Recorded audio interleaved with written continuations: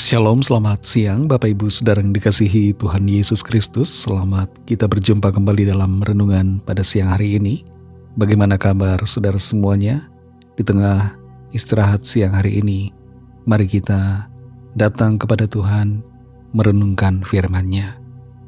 Dalam Injil Markus 6 ayat 31 tertulis, "Lalu ia berkata kepada mereka, marilah ke tempat yang sunyi, supaya kita sendirian, dan beristirahatlah seketika. Sebab memang begitu banyaknya orang yang datang dan yang pergi, sehingga makan pun mereka tidak sempat." Saudara yang dikasihi Tuhan, kalau saudara pernah memakai blender atau food processor dan menggunakannya selama beberapa menit tanpa berhenti, terutama untuk menghaluskan bahan yang keras, biasanya kita mencium bau hangus, dan dalam kondisi yang demikian kita harus mematikan alat blender atau food processor itu. Setelah beristirahat sejenak, kita bisa memakainya lagi untuk menghaluskan bahan makanan. Kalau tidak kita istirahatkan, maka alat blender atau food processor itu biasanya akan menjadi rusak. Tubuh kita juga, saudara, butuh istirahat. Tidak bisa kita pakai terus-menerus.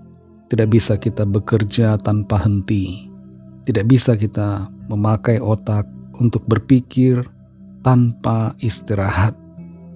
Kalau kita terus-menerus bekerja, walaupun itu secara online, tidak di lapangan atau tidak di kantor, pada hakikatnya sama saja. Kita akan mengalami kelelahan. Dan itu sebabnya kita butuh beristirahat.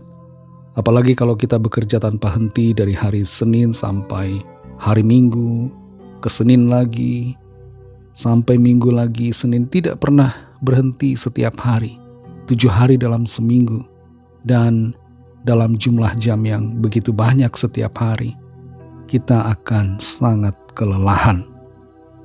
Di siang hari ini juga kita mengambil istirahat sejenak untuk mengistirahatkan tubuh kita. Kita mengambil sabat di tengah kesibukan.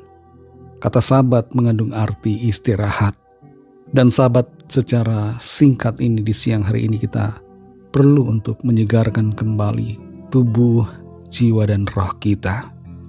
Dalam Markus 6 ayat 31 ini tertulis, "Lalu ia berkata kepada mereka, marilah ke tempat yang sunyi, supaya kita sendirian, dan beristirahatlah seketika, sebab memang begitu banyaknya orang yang datang dan yang pergi, sehingga makan pun mereka tidak sempat." Dalam pelayanannya sebagai manusia, Tuhan Yesus tidak memaksa tubuhnya untuk bekerja terus-menerus melayani. Kelihatannya pelayanan itu adalah hal yang sangat-sangat luar biasa baik. Apalagi melayani orang-orang sakit, melayani orang yang butuh pertolongan, yang butuh semangat, butuh firman Tuhan. Itu semua baik. Tapi Tuhan Yesus memberikan contoh di sini kepada para muridnya dan juga kepada kita semua yang hidup saat ini, bahwa tubuh kita manusia butuh istirahat. Pelayanan Tuhan Yesus pada itu begitu sangat menarik banyak orang, dan orang-orang datang dan pergi sehingga makan pun mereka tidak sempat. Nah, bagaimana dengan pekerjaan saudara hari ini? Apakah beban pekerjaan saudara membuat saudara tidak sempat makan? Jangan lupa untuk makan. Jangan lupa untuk istirahat. Tubuh jasmani kita perlu kita perhatikan.